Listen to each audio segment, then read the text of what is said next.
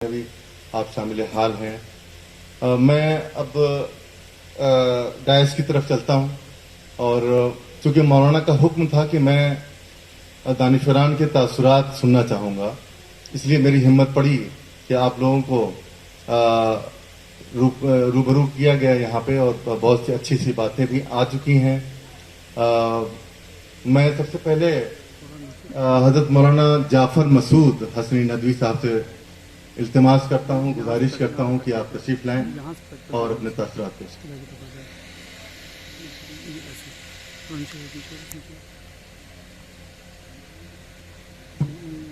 بسم اللہ الرحمن الرحیم، الحمد للہ رب العالمین، والصلاة والسلام علی سید المرسلین محمد وآلہ وصحبہ اجمعین، ومن تبعهم بإحسان ودعا بدعوتهم إلى يوم الدین، اما بعد۔ محترم حضرات، اس پروقار تعزیتی نشست کے انعقاد پر سب سے پہلے میں جناب ارشد اعظمی صاحب کو مبارکباد دینا چاہوں گا کہ انہوں نے ایسی شخصیات اس مجلس میں جمع کی ہیں کہ ان شخصیات میں سے ہر شخصیت ایسی ہے کہ اس نے اپنے اپنے میدان میں اتنی نمایاں خدمات انجام دی ہیں کہ ان کو سنہرے حروف سے لکھا جانا چاہیے۔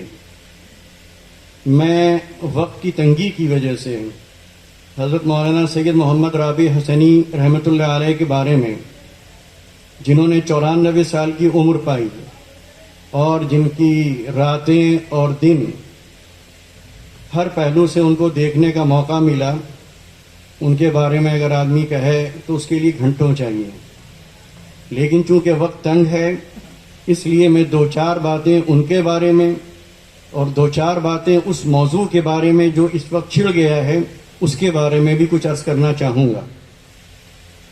مولانا سید محمد رابع حسنی رحمۃ اللہ علیہ کے بارے میں میں صرف اتنا کہنا چاہوں گا کہ وہ صاحب ایمان تھے، صاحب عمل تھے، ان کی زندگی تقوی سے عبارت تھی، اور صبر گویا ان کا امتیاز اور ان کی بنیادی صفت تھی۔ کسی بھی شخص کو یا کسی بھی شخصیت کو اگر آپ سمجھنا چاہیں اور اس کا مرتبہ اور مقام طے کرنا چاہیں تو آپ کو 4 حیثیتوں سے اس کو دیکھنا ہوگا۔ پہلا نمبر یہ کہ اس کا رشتہ اللہ تعالیٰ سے کتنا مضبوط ہے، اس کے دل میں خدا کا کتنا ڈر، یعنی خدا کے ڈر سے مراد یہ کہ خدا کی ناراضگی کا کتنا ڈر ہے، تو وہ خلوت میں اس کا اندازہ ہوتا ہے، اس کی دعاؤں سے اندازہ ہوتا ہے، اس کے رونے سے اندازہ ہوتا ہے، ان اوقات میں جہاں خدا کے علاوہ اس کو کوئی دیکھنے والا نہیں۔ تو یہ تجربہ ہے، دیکھا ہے، اور شاید آج انہی کی دعاؤں کی بدولت اتنے اطمینان سے ہم یہاں بیٹھے ہوئے ہیں، ورنہ حالات تو ایسے تھے کہ شاید یہاں 10 منٹ بیٹھنا بھی مشکل ہو سکتا تھا۔ یہ انہی لوگوں کی دعائیں ہیں، انہی کی قربانیاں ہیں، انہی کا ایثار ہے کہ آج سکون کے ساتھ یہ پروگرام منعقد ہو رہا ہے۔ تو پہلی چیز جو میں نے بتائی کہ یہ دیکھنا ہوگا کہ اللہ تعالیٰ سے اس کا معاملہ کیسا ہے۔ دوسرا یہ دیکھنا ہوگا کہ رشتہ داروں کے ساتھ اس کا رویہ اور طرز کیسا ہے۔ یہاں پر بھی مولانا رابع صاحب بہت بڑے نظر آتے ہیں۔ تیسری چیز کہ عوام کے ساتھ اس کا معاملہ کیسا ہے۔ تو ایک مثال عوام کے ساتھ میں آپ کو یہ دینا چاہوں گا کہ اکثر مولانا کی خدمت میں لوگ حاضر ہوا کرتے تھے، زیادہ تر نوجوان ہوتے تھے، اور اپنے حلیے اور وضاقتہ سے کہیں سے اتنے مہذب نہیں معلوم ہوتے تھے کہ ان کو زیادہ وقت دیا جائے، لیکن ان میں سے ہر لڑکا یا ہر نوجوان یہ چاہتا تھا کہ مجھے تنہائی میں بات کرنا ہے۔ تو ہم لوگ پریشان ہوتے تھے کہ آتے ہیں اور آدھا گھنٹہ تنہائی میں بات کرتے ہیں۔ تو ایک دن میں نے حضرت سے کہا، مولانا سے، کہ یہ لوگ آتے ہیں اتنی دیر باتیں کرتے ہیں اور آپ اتنا تھکے ہوئے ہوتے ہیں صبح سے ملتے تو کہنے لگے کہ بھئی جو بھی آتا ہے وہ اپنے مسائل لے کر آتا ہے، اپنی مشکلات لے کر آتا ہے، تو اگر ہم اس کی مشکلات اور مسائل حل نہیں کر سکتے اور اس کو اپنی بات کہہ کر اطمینان ہو جاتا ہے، تسلی ہو جاتی ہے، مطمئن ہو جاتا ہے، تو کم سے کم ہم یہی کر لیا کریں۔ تو یہ چیزیں سیکھنے کی ہیں اور اپنانے کی ہیں۔ چوتھی بات کہ ملی جو کام ہیں ان سے ان کا کتنا تعلق تھا، یعنی جس شخص کو ہمیں دیکھنا ہے تو ہمیں اللہ کے ساتھ تعلق دیکھنا ہوگا، رشتہ داروں کے ساتھ معاملہ دیکھنا ہوگا، عوام کے ساتھ اس کا ربط دیکھنا ہوگا۔ چوتھے یہ کہ ملی کاموں سے وہ کتنی دلچسپی رکھتا ہے اور اجتماعی کاموں میں کتنا وہ شامل رہتا ہے۔ تو اگر ہم اس حیثیت سے بھی مولانا کو دیکھتے ہیں تو رابطہ ادب اسلامی ہو، رابطہ عالم اسلامی ہو، آل انڈیا مسلم پرسنل بورڈ ہو، ندوۃ العلماء ہو، دینی تعلیمی کونسل ہو، اور نہ جانے کتنے ادارے ہیں، کتنی تحریکیں ہیں، سب سے مولانا جڑے ہوئے تھے، سب سے مولانا وابستہ تھے، اور کبھی انہوں نے اپنی ذات کو، اپنی رائے کو، اپنے مشورے کو آڑے آنے نہیں دیا کہ ان کی اڑنے کی وجہ سے یا ان کے اصرار کی وجہ سے اس ادارے کو یا اس تحریک کو نقصان پہنچے۔ تو آج کل کے ماحول میں ایسی شخصیات کی ضرورت بہت بڑھ جاتی ہے جو جوڑنے کا کام کرتی ہو، نہ کہ توڑنے کا۔ اداروں کی سربراہی کوئی آسان کام نہیں ہے، بہت پتا مارنا پڑتا ہے، بہت برداشت کرنا پڑتا ہے، تب جا کر ادارے چلتے ہیں۔ اور یہ قوت برداشت جتنی مولانا رابع صاحب رحمۃ اللہ علیہ کے ہاں ملتی ہے، میں نہیں جانتا کہ اور کسی کے ہاں اس طرح ملتی ہوگی۔ اتنی میٹھی زبان، اتنا شائستہ لہجہ، اتنا شفقت آمیز انداز کہ اچھا بھلا دشمن بھی ان کا دوست بن جائے اور ان سے محبت کرنے لگے۔ اور ان کی اس محبت کا اندازہ ان کے جنازے میں آپ سب نے لگایا ہوگا۔ کہاں سے وہ والہانہ پن آیا، کہاں سے وہ بارفتگی آئی، کہاں سے وہ مجنونانہ انداز آیا جنازے میں شرکت کا۔ یہ اسی محبت کا نتیجہ تھی۔ دنیا آج اسی محبت کی محتاج ہے، سب کچھ ہے لیکن محبت نہیں ہے۔ سچی محبت، دکھلاوے کو بہت محبتیں ہیں، لیکن آج سکے بھائی بھائی سے محبت اخلاص کے ساتھ نہیں کر رہا ہے۔ دوسری بات جو یہاں ایک چلی کہ دانشور اور عالم، تو میں مولانا علی میاں رحمۃ اللہ علیہ کی ایک بات نقل کروں گا جو انہوں نے کراچی یونیورسٹی میں کہی تھی کہ علم ایک اکائی ہے، علم ایک یونٹ ہے، علم ایک وحدت ہے۔ علم کو تقسیم کرنا مشرقی اور مغربی کہہ کر، قدیم اور جدید کہہ کر، پرانا اور نیا کہہ کر، یہ تقسیم انہوں نے کہا کہ بالکل غلط اور بے بنیاد ہے، کیونکہ جتنے بھی علوم ہیں سب کا سر چشمہ قرآن کریم ہے۔ علم چاہے یورپ سے آیا ہو، امریکہ سے آیا ہو، اس کی جڑیں اگر آپ تلاش کریں گے تو وہ جڑیں ہم کو قرآن کریم میں ملیں گی۔ پھر جب علم ایک ہے تو پھر یہ دوری کیوں ہے، یہ فاصلہ کیوں ہے؟ تو جہاں تک میں جس نتیجے پر پہنچا ہوں کہ یہ دوری اور یہ فاصلہ علم کی تقسیم کی بنیاد پہ نہیں بلکہ مقصد کی تقسیم کی بنیاد پر ہے۔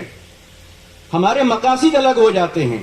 اور دوسری چیز تھوڑی بہت یہ کہی جا سکتی ہے کہ چونکہ علم کے ساتھ ثقافت جڑی ہوئی ہے، علم کے ساتھ کلچر جڑا ہوا ہے، کلچر جڑا ہوا ہے، تو جس علم کے ساتھ اگر یورپ کا کلچر ہے تو اس علم کو ہم یورپ کا علم کہنے لگتے ہیں، جدید علم کہنے لگتے ہیں اور عصری علم کہنے لگتے ہیں۔ اور اگر اس کے ساتھ وہ کلچر جڑا ہوا ہے، یعنی شیروانی جڑی ہوئی ہے، ٹوپی جڑی ہوئی ہے، پاجامہ جڑا ہوا ہے، تو ہم اس کو مشرقی کہنے لگتے ہیں اور قدیم کہنے لگتے ہیں۔ تو میں سمجھتا ہوں کہ یہ تقسیم بے بنیاد ہے، حقیقت کے بالکل خلاف ہے۔ علم ایک ہے، ہر علم کا سر چشمہ قرآن کریم ہے، لیکن ہم قرآن کریم کو اس حیثیت سے پڑھتے نہیں ہیں۔ ہم اس کو علم کی کتاب ہی نہیں سمجھتے، ہم عبادت کی کتاب سمجھتے ہیں، ہدایت کی کتاب سمجھتے ہیں۔ لیکن ہم میں سے اکثر لوگ، اور مجھے یہ کہنے میں کوئی ہچکچاہٹ نہیں ہے کہ افسوس کی بات یہ کہ ہمارا وہ طبقہ جو اپنے کو دانشور کہتا ہے وہ بھی قرآن کریم کا مطالعہ ایک علم کی کتاب کے طور پر نہیں کرتا ہے۔ تو کوتاہی اگر ہماری ہے تو کوتاہی آپ کی بھی ہے۔ اس کوتاہی کو دور کرنا چاہیے، مقصد ایک ہونا چاہیے۔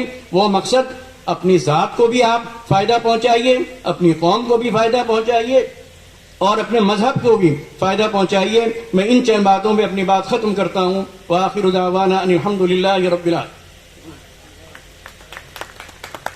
ماشاءاللہ بہت ہی جامع بات، اور آپ نے قرآن کے حوالے سے جو بات کہی ہے، دانشوران کو ہدایت بھی دی ہے قرآن کے حوالے سے، میں بہت شکریہ ادا کرتا ہوں. انہوں نے جوڑنے کی بات کہی ہے اور وہ جڑاؤ جبھی پیدا ہو سکتا ہے جب ہم قرآن کریم سے اپنی رغبت اور اس میں صحیح معلوم ہے اس میں جو اللہ تعالیٰ نے ہمیں حکم کیا ہے جو علم عطا کرا ہے اس کو اس نظریے کو پڑھا جائے دیکھا جائے تو بہت فوائد حاصل ہوں گے. میں اس کے بعد مہاراشٹر سے تشریف لائے ہوئے ہمارے حضرت مولانا اسماعیل ندوی صاحب میں گزارش کرتا ہوں کہ چند منٹوں میں اپنی بات رکھیں. مولانا کے تاثرات سے آپ مہاراشٹر سے تشریف لائیں. السلام علیکم ورحمۃ اللہ وبرکاتہ. معزز سامعین، بہت دیر سے حضرت مولانا سید محمد رابع حسنی رحمۃ اللہ علیہ کے تعلق سے باتیں سامنے آئی اور سن رہا تھا.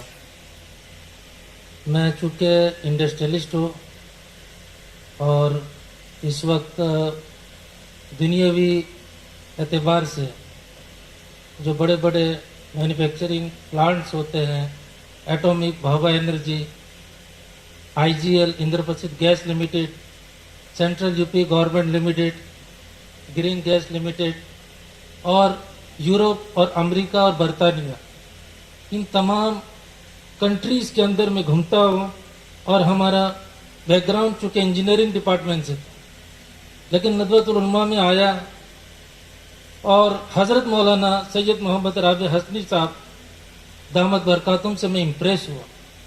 کیونکہ میرا خاندان بہت سالوں سے بہت بزرگوں کے ساتھ جڑا رہا، دارالعلوم دیوبند سے، مظاہر العلوم سے، تبلیغ سے، اور بہت تجربات ہیں میرے پاس. ہمارے والد محترم اور ہمارے چاچا محترم اور پورا ایک فیملی بیک گراؤنڈ تھا. اس لیے میں ہمیشہ بہت زیادہ ریزروڈ رہا اور اپنے تاثرات کسی کے سامنے کبھی بیان نہیں کرتا تھا، کیونکہ میں بہت آزاد خیال کا تھا اور اللہ تبارک و تعالیٰ نے مال و دولت سے بہت نوازا تھا. لیکن جب میں ندوہ آیا اور حضرت مولانا سے میری ملاقات رہی اور طالب علمی کے زمان میں حضرت مولانا علی میاں رحمۃ اللہ علیہ کو بھی دیکھا، لیکن شادی کے بعد جب میں ندوہ آیا اور حضرت مولانا سے میں بیعت ہوا تو اس کے بعد میری زندگی بدلی. چونکہ مولانا کی سب سے پہلی کتاب میں نے پڑھی تھی 2 مہینہ امریکہ میں، جو ایک سفر نامہ تھا حضرت مولانا علی میاں رحمۃ اللہ علیہ کے ساتھ. اس کتاب کو پڑھنے کے بعد میرے اندر یہ بات آئی کہ نہیں، یہ بھی دنیا سمجھتے ہیں اور دنیا کو بہت خوش اسلوبی کے ساتھ مشورے دیتے ہیں. تو ہم ایسے قدیم اور ایسے علماء سے امپریس نہیں ہوتے ہیں جو دنیا کو نہیں جانتے. حضرت مولانا کی نجی مجلسوں میں اور اسفار میں بہت ساتھ رہا، لیکن حضرت مولانا کی زندگی کو اتنا قریب سے دیکھا کہ دنیا اور دین کا ایسا مجموعہ اور ایسا سنگم تھا کہ میں بہت زیادہ قریب ہوتا گیا. اتنا قریب ہوا کہ میں جذباتی ہو جاتا ہوں جب تنہا ہوتا ہوں.